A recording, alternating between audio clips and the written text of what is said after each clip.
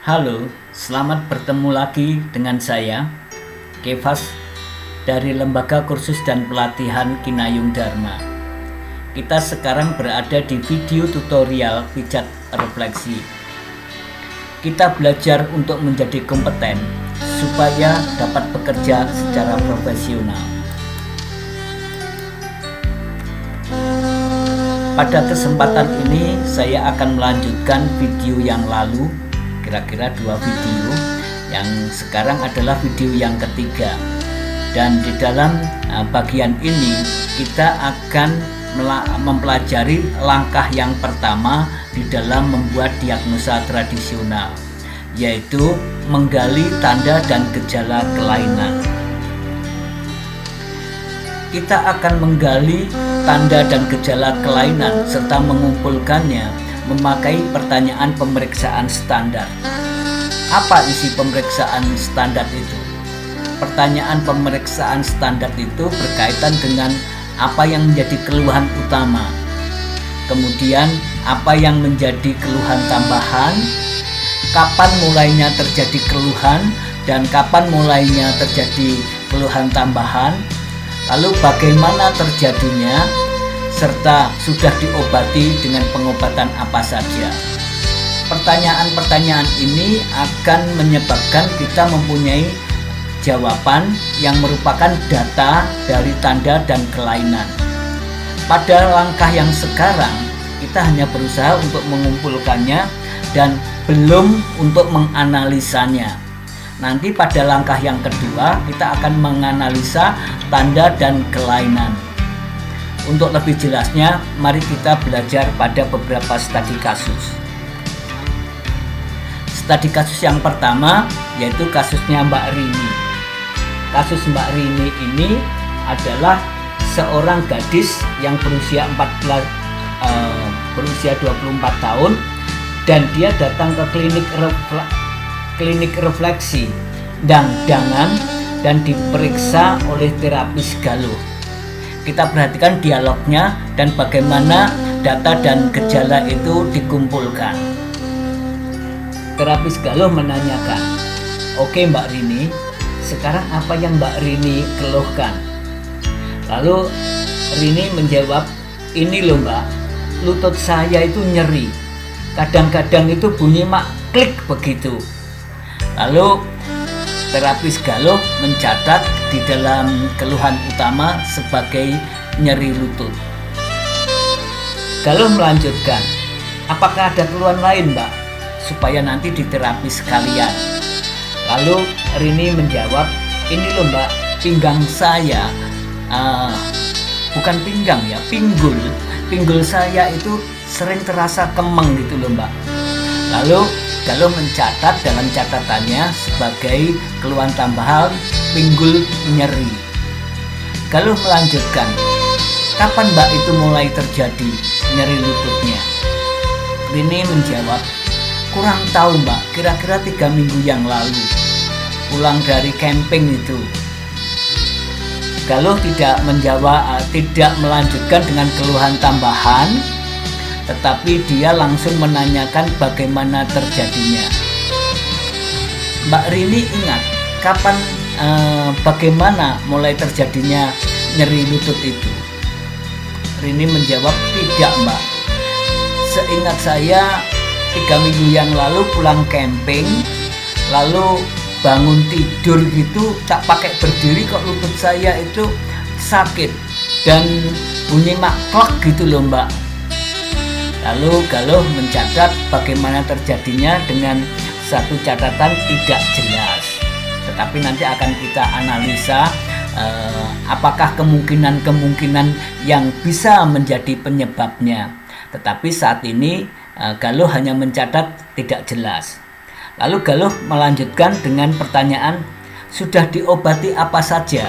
Dia menanyakan, "Sudah diobati dengan obat apa Mbak?" Galuh menjawab, "Ya saya hanya boboki dengan bobok blonyoh dari Mas Widodo kemarin. Rasanya enakan sih, tetapi saya mau pastikan apakah ada yang cedera."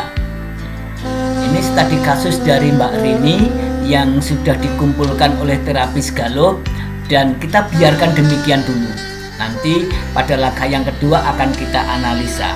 Kita lanjutkan pada kasus yang kedua, yaitu kasusnya Mbah Mio. Mbah Mio itu seorang kakek yang berumur 67 tahun. Dia datang ke rumah terapi Ben Waras dan diperiksa oleh terapis Bagong yang telah memiliki sertifikat kompetensi. Bagong bertanya, "Ada apa, Mbah? Apa yang Mbah rasakan?" Mbah Mio menjawab, "Ini loh Gong, saya ini kok sekarang menjadi sulit tidur. Sudah saya coba tak rem-rem nih kok ya nggak tidur-tidur. Baru kalau mau subuh itu bisa tidur." Bagong batin, alah alasan nggak mau subuhan. Tetapi dia tetap mencatat itu keluhan utama sulit tidur. Lalu dia melanjutkan dengan pertanyaan keluhan tambahan atau pemeriksaan keluhan tambahan. Dia menanyakan, "Ada yang lain, Mbah, selain sulit tidur?" Mbah Mio menjawab, "Ini loh Gong, sekarang ini saya sering gemeteran dan mudah capek. Kalau jalan 1 kilo saja itu sudah capek. Padahal dulu waktu muda itu 5 kilo lari itu rasanya enteng." Bagong batin, "Ya gawan umur Mbah." Tetapi dia tetap menulis dengan keluhan tambahan sebagai gemetar dan mudah capek. Bagong melanjutkan dengan pertanyaan dan pemeriksaan kapan terjadinya.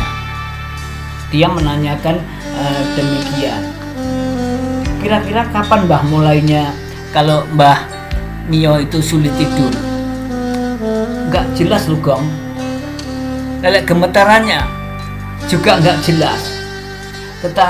Tapi seingat saya loh Gong, kalau sulit tidurnya itu sudah 6 bulanan. Kalau gemetar dan mudah capek kira-kira sudah 1 tahunan. Tapi ya gak pastilah Gong, Gong itu mek kira-kira." Bagong hanya menulis di keluhan utama sebagai 6 bulan dan keluhan tambahan 1 tahun. Dan Bagong melanjutkan dengan pemeriksaan bagaimana terjadinya. Dia menanyakan kepada Mbah Mio, "Mulainya gimana Mbah? Wiwit-witane nggak iso tidur itu gimana?" Mbah Mio ngomong, "Nggak jelas Gong, nggak tahu. Tiba-tiba sulit tidur aja gitu loh." Bagong tidak membantah dan dia hanya cukup menulis dengan tulisan tidak jelas. Artinya tidak tahu bagaimana terjadinya, tapi batinnya yo gawan tuwek. Lalu Bagong melanjutkan dengan pertanyaan pemeriksaan, "Sudah diobati dengan apa?" "Sudah diobati apa saja Mbah?" "Oh, paling saya cuma rebusan herbal Gong. Itu loh, saya merebus daun sawi, akar wortel, umbi kentang, dan tak tambahi dengan ceker ayam di amis-amisan." Bagong jawab, "Wah, kui bukan ramuan herbal Mbah, itu sop." Tetapi dia tetap menulis dengan sudah diobati apa saja dengan obat sebagai pengobatan diet sop. Data-data ini dikumpulkan oleh terapis Bagong dan akan dianalisa nanti pada video yang berikutnya. Tetapi mari kita lanjutkan cara menggali dan mengumpulkan data dari tanda dan kelainan pada kasus yang ketiga. Kasus yang ketiga ini adalah kasusnya Kang Guplo.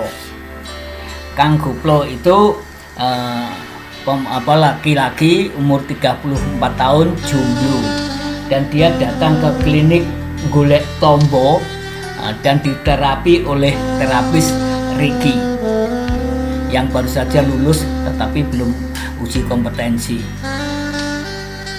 "Pagi Kang, apa yang Kang Goplo rasakan sekarang Kang?"